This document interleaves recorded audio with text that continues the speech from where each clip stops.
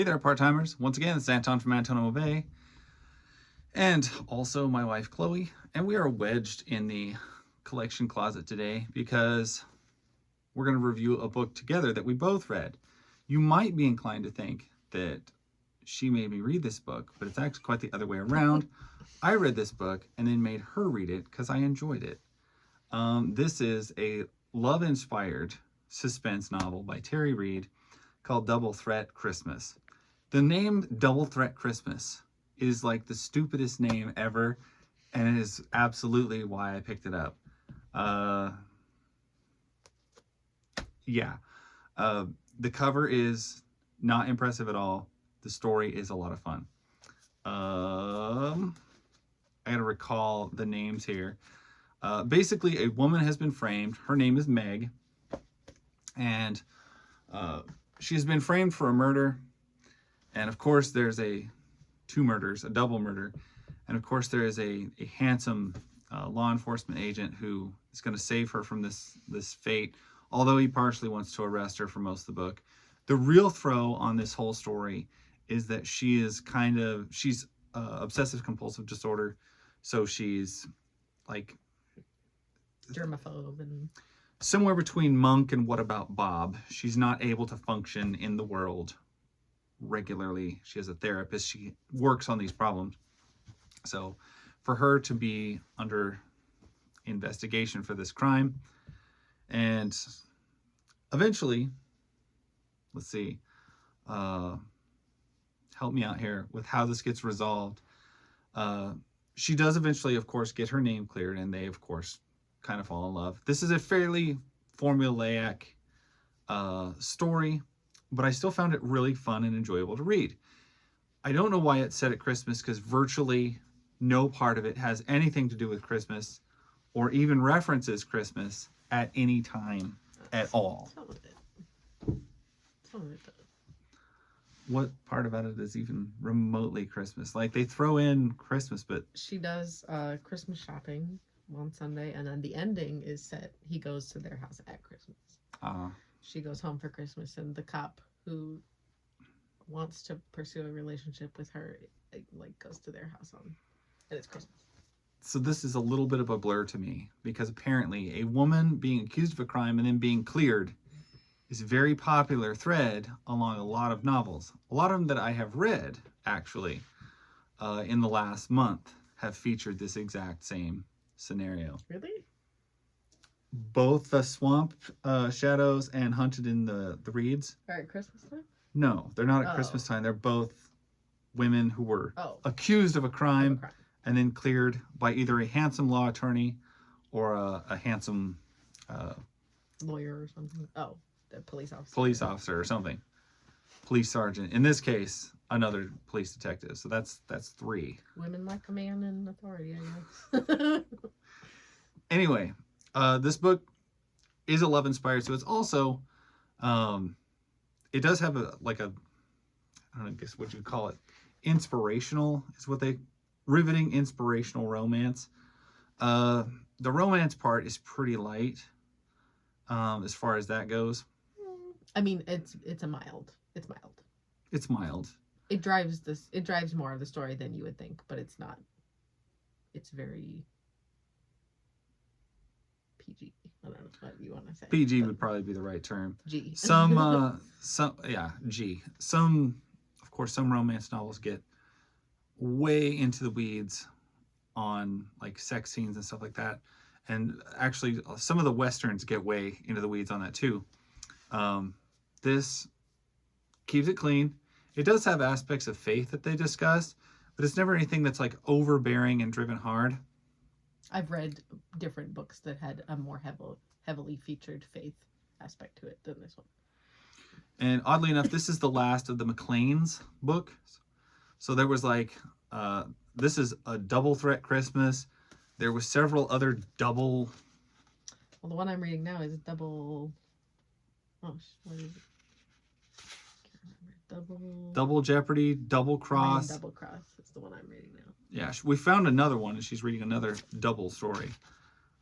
Double Threat Christmas is the last one of the McCains. Deception is Double Deception, yeah. I don't have that one.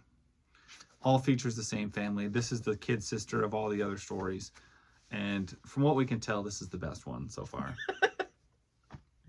Not this having book, read the other 3. Yeah. So the book also has a very strange thing that I've never encountered, but Chloe has encountered, which it has a discussion section in the back.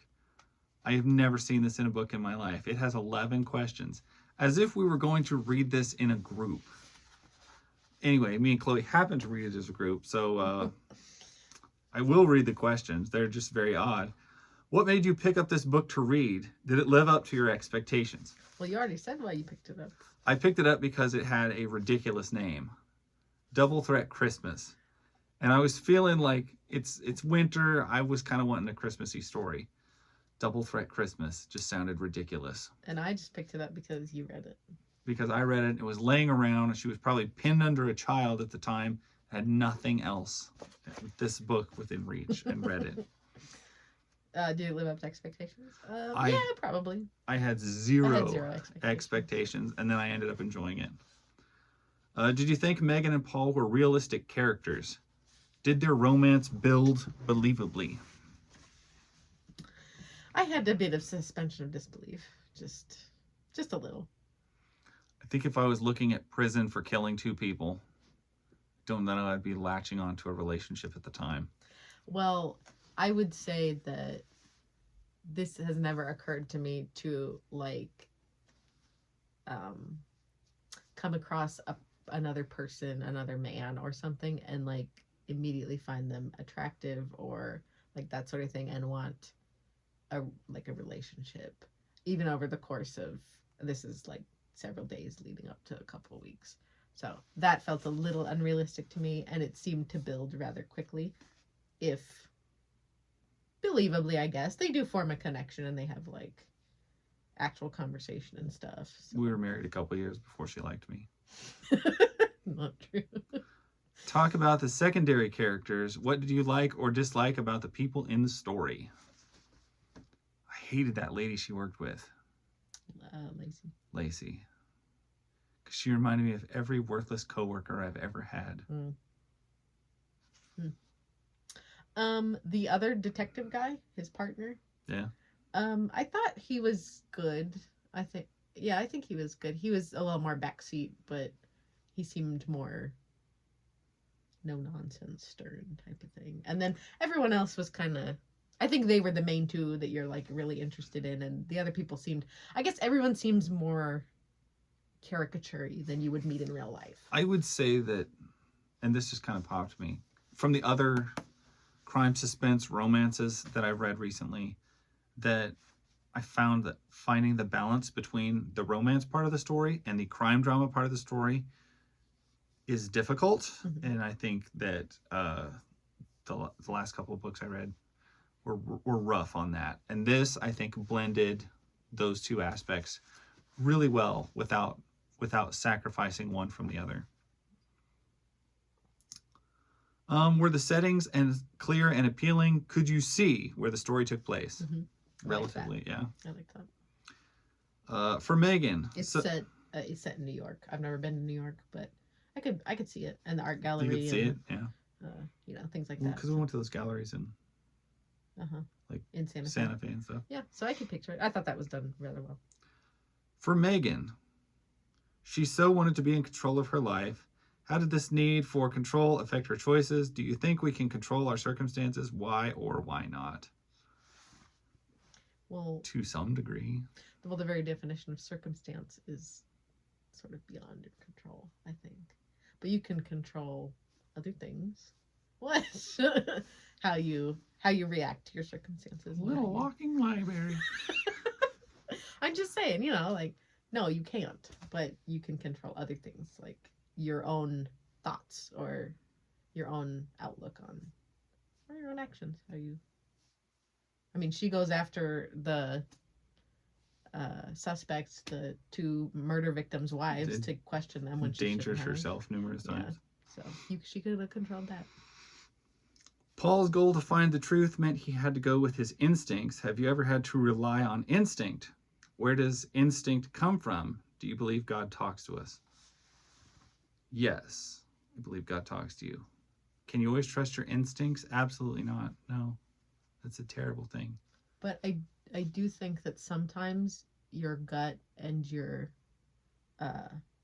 whatever you want to call your instincts, your gut, your body knows maybe what you should do before your brain does sometimes. But I mean, I don't always have, as you have witnessed, the best instincts. So. But what was the first part of that question? When have you had to rely on your instincts? Have you ever had to rely on your instincts? These are such odd questions. I've never had a book that had questions at the end. Probably with like something to do with child care. You've never relied on your instincts for like a situation? Every time I get behind a piece of heavy equipment, yeah, at the wheel, I just trust my instincts. I have no idea what I'm doing. Mm-hmm. And you do great. Did the suspense element of the story keep you guessing? Why or why not? Not so much, but I wasn't really going into it wanting that necessarily. It's not the biggest mystery. Although I don't think I knew who it was. Yeah, this is not a Poirot. Yeah. Poirot. Mm-hmm. But yeah, no, it was fine. That wasn't really what I wanted out of it necessarily. Did you notice the scripture in the beginning of the book? What application did this have in your life? So I said it does have scripture referenced in it. I don't actually recall the scripture at the beginning of the book. It's there it is. Every good thing bestowed and every perfect gift from above, coming down from the Father of light, with whom there is no variation or shifting shadows. James 1:17. I don't remember that really painting any sort of cover or color to the book. Yeah, I wonder why that one. It's kind of an odd scripture that doesn't really seem to relate to the novel itself. Maybe Megan felt like, I can't remember the cop's name. Paul was a gift, or you'll notice when you do a video you can't remember anybody's names from any book you've ever read. Okay, what was the next? That's why so many people still comment on that Divas wrestling figure video, because I couldn't remember any of the names when I was doing a video, and for years now people just keep calling in, no, that was so and so, that was so and so, and then I'm just like, oh yeah, I remember. It's Charlotte Flair, you idiot. Like, there was 200 figures in front of me at the time. I paused on a few. Not Charlotte Flair, but did the author's use of language/writing style make this an enjoyable read? And would you read more from this author? Well, yeah. The book was a fast read. It was enjoyable. It just flowed with my brain, and you're already reading another one. Mm-hmm.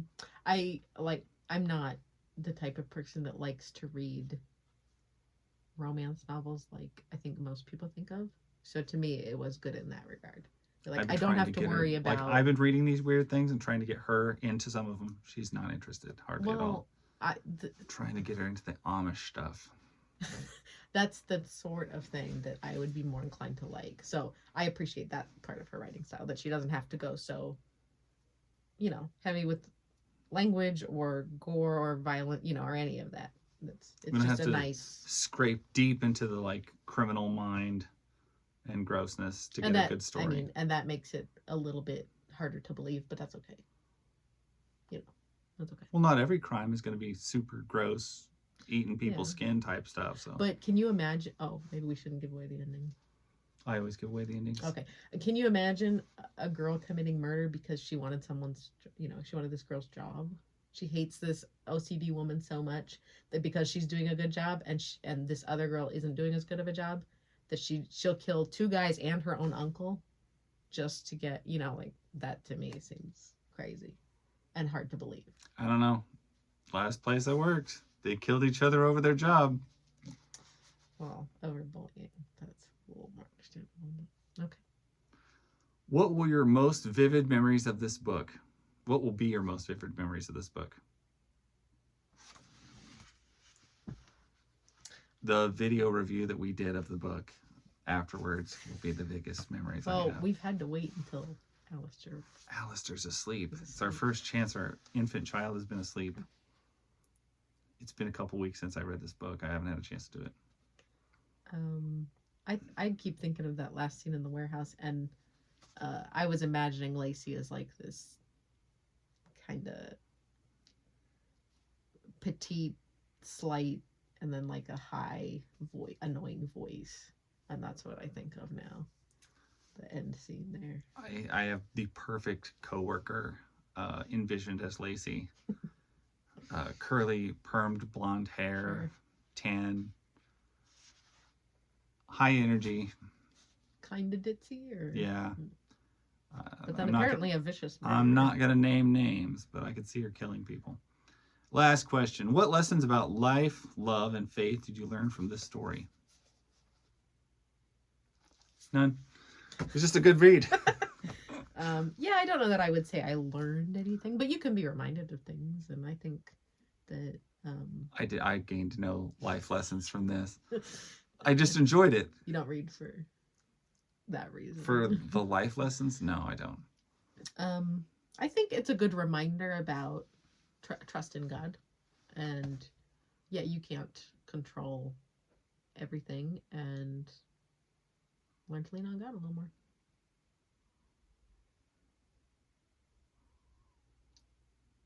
I can't say as I really drew much on it. Good way to pass the time. Stuff happens, yeah. It's a good book. That which I guess gets to my last point, which I do in every video.